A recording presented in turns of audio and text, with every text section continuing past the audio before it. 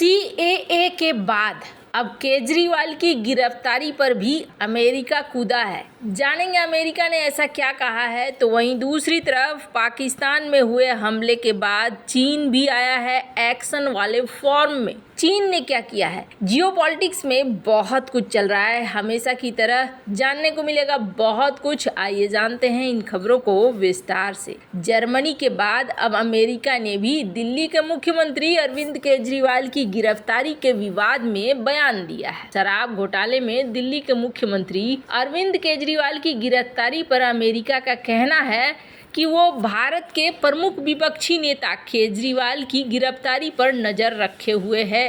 अमेरिकी विदेश मंत्रालय के प्रवक्ता ने कहा कि केजरीवाल की गिरफ्तारी पर हमारी करीबी नजर है, देश में निष्पक्ष कानूनी प्रक्रिया की उम्मीद करते हैं। प्रवक्ता ने आगे कहा कि हम मुख्यमंत्री केजरीवाल के निष्पक्ष, पारदर्शी और समयबद्ध कानूनी प्रक्रिया की उम्मीद करते हैं। आपको बता दें, सीएए के बाद ये दूसरा अवसर है जब अमेरिका ने भारत के घरेलू मसले पर टिप्पणी की है। इससे पहले जर्मनी की सरकार ने भी केजरीवाल की गिरफ्तारी मामले में टिप्पणी की थी, जिसका भारत ने करारा जवाब दिया था। अमेरिकी विदेश मंत्रालय के प्रवक्ता ने केजरीवाल मामले में रॉयटर्स के पूछे गए सवाल के जवाब में कहा कि हम मुख्यमंत्री केजरीवाल के लिए निष्पक्ष, पारदर्शी, समयबद्ध कानूनी प्रक्रिया के लिए प्रोत्साहित करते हैं। सीएए को लेकर भी अमेरिकी प्रशासन की तरफ से बयान आया था। अमेरिकी विदेश मंत्रालय के प्रवक्ता मैथ्यू मिलर ने कहा था कि हम 11 मार्च को आए सीएए के नोटिफिकेशन को लेकर चिंतित हैं। इस कानून को कैसे लागू किया जाए, इस पर हमारी नजर रहेगी। धार्मिक स्वतंत्रता का आदर करना और कानून के तहत सभी समुदाय के साथ बराबरी से पेश आना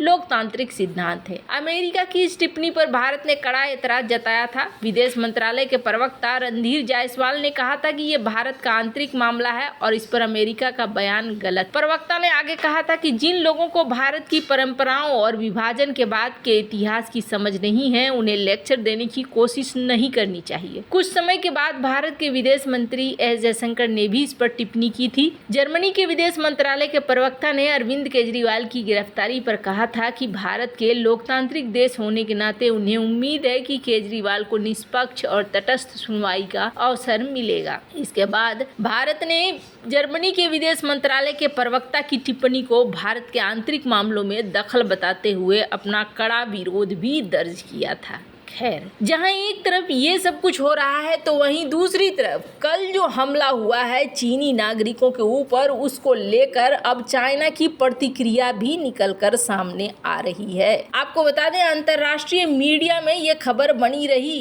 5 चीनी नागरिक और एक स्थानीय ड्राइवर इसमें मारा गया है। ये एक धांसू परियोजना चल रही है। धांसू एक प्रमुख बांध स्थल है और इस क्षेत्र पर पहले भी हमले हो चुके हैं। 2021 में हुए एक बस में विस्फोट में 9 चीनी नागरिकों सहित 13 लोगों की मौत हो गई थी। फिलहाल खैबर पख्तूनख्वा पुलिस ने मौके पर पहुंचकर राहत कार्य शुरू कर दिया है। पुलिस ने कहा है कि काफिले में शामिल बाकी लोगों को सुरक्षित कर लिया गया है। ये एक आत्मघाती हमला ऐसे वक्त में हुआ है जब कुछ घंटे पहले ही बलूचिस्तान प्रांत में पाकिस्तान के दूसरे सबसे बड़े नेवल बेस पर आतंकी हमला हुआ। इसमें एक सैनिक की मौत हो गई थी। आपको बता दें, पाकिस्तान में चीनी नागरिकों पर आए दिन आतंकी हमले होते हैं और आतंकी संगठनों को लगता है कि चीनी नागरिकों की वजह से उसकी कम्युनिटी और इलाके को नुकसान हो रहा है। अब इस क्रम में चाइना का भी रिएक्शन आना ही था और वो रिएक्शन आने लगा।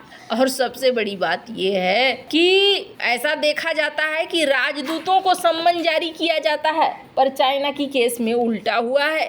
आपको बता दें, हमले के बाद पाकिस्तान के प्रधानमंत्री शहबाज शरीफ भागकर चीन के दूतावास पहुंचे। उत्तर पश्चिमी पाकिस्तान के खैबर पख्तूनख्वा प्रांत के बेसम शहर के पास ये आत्मघाती हमला हुआ। आतंकी ने विस्फोट से भरे वाहन को चीनी नागरिकों के काफिले के करीब उड़ा दिया, जिसमें 5 चीनी नागरिकों के साथ साथ पाकिस्तानी ड्राइवर की भी मौत हो गई। इस्लामाबाद से ये सभी चीनी इंजीनियर धांसू जा रहे थे। चीन के साथ दोस्ती को पाकिस्तान हिमालय से ऊंचा, समुद्र से गहरा बताता रहा है।